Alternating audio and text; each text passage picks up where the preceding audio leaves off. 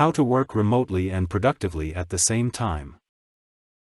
In this video, we shall answer the following questions. How do I begin thinking about working outside a traditional office environment? What skills are useful when working remotely? How do I work remotely in a productive way? Imagine you found your dream job at your dream company. But wait, there's more. You get to do it all from your home, in your pajamas. You wake up on your first day ready to go. But as you sit down at your laptop, you remember you have dry cleaning to pick up, so you do that. On your way back you stop for coffee and check out the hot new place that sells smoothies for cats. You figure it's fine, you make your own hours, you'll get to work when you get home. At home, your friend Viv sends you the funniest video of a magician doing magic tricks for his dog, and that sends you down a hole. Suddenly it's 3 p.m., and while you're now an expert in card tricks to impress your cat, you haven't done any work. If you want working from home to work for you, you must make some changes. So how do you do that? Let's see.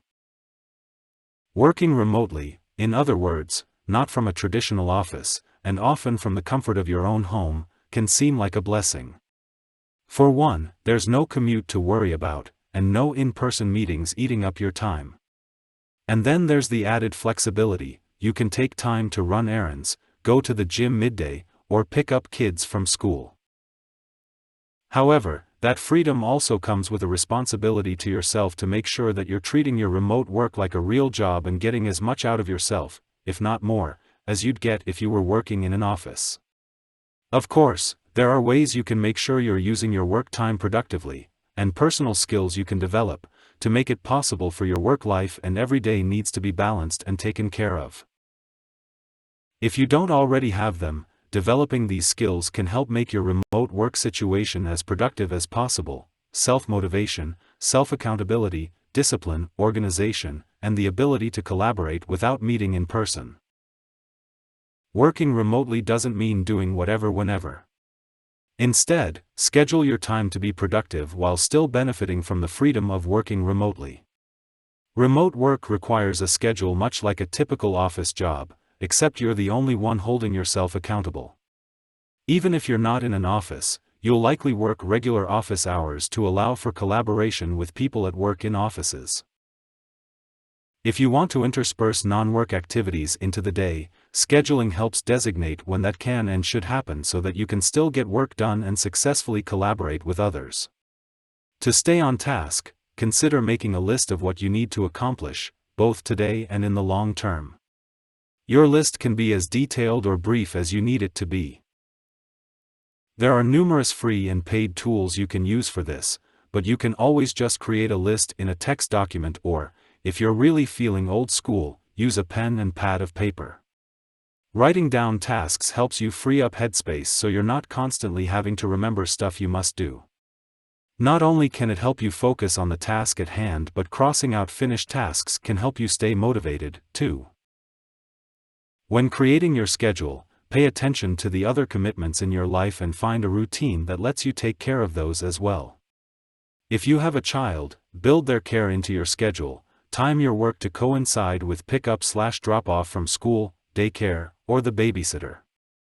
If you play sports or volunteer, schedule time to get work done before or after these activities. Don't forget your social life, either. Working remotely can be isolating, so schedule your days and weeks in a way that allows you to get stuff done while still letting you have a social life.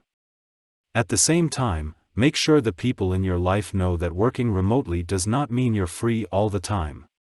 Set boundaries and expectations with friends and family. Just because you're at home doesn't mean you aren't busy. If you find yourself missing the camaraderie of an office or small interactions like saying hello to coworkers each morning, find ways to see others during your day. Rather than let working from home make you feel completely isolated, take time to get lunch with a friend, go out and be around other humans at a coffee shop, or get involved with your community by volunteering. You might also consider seeking out a co-working space consisting of other remote workers. This can provide a work environment where you're surrounded by other productive people. Some co-working spaces host social events, too. In more typical work settings, the daily routine of waking up, getting ready, and commuting to an office might help your brain get ready for the day. When working remotely, it can help to create practices for yourself that get your head ready for work in a similar way. This could be working out, reading the news, making coffee, or something else that gets your day started. There's no rule that you need a separate room in your house for work, but designating a workspace can help you focus. Maybe your workspace is a fully stocked desk, or it could just be a clean part of your kitchen table. If you can sit down and be productive anywhere, that's great. If you need more structure, establishing a workspace can help. It can tell your brain you're in the place where you do work productively and without distraction. Avoiding distractions is one of the biggest challenges of working remotely. Finding a schedule and workspace helps, but you might need to make a bit more effort. Make sure that you aren't prioritizing other tasks that aren't work-related during times when you should be working.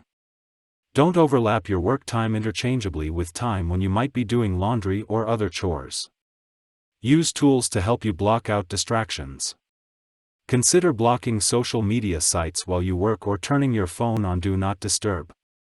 While it might be tempting to work with the TV on, that might not be the right choice for your work.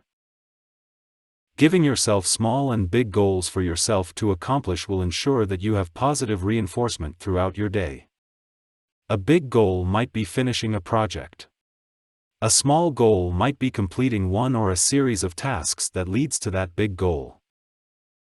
By having smaller goals, you'll be able to acknowledge the progress you're making in your work, while also breaking it down into smaller, more manageable parts. Work feels more doable when it's not all one giant task. Thanks for watching, and we hope you have learned something new. In our next and last video for this series, we shall look at how to collaborate while working remotely. Do subscribe and see you in the next video.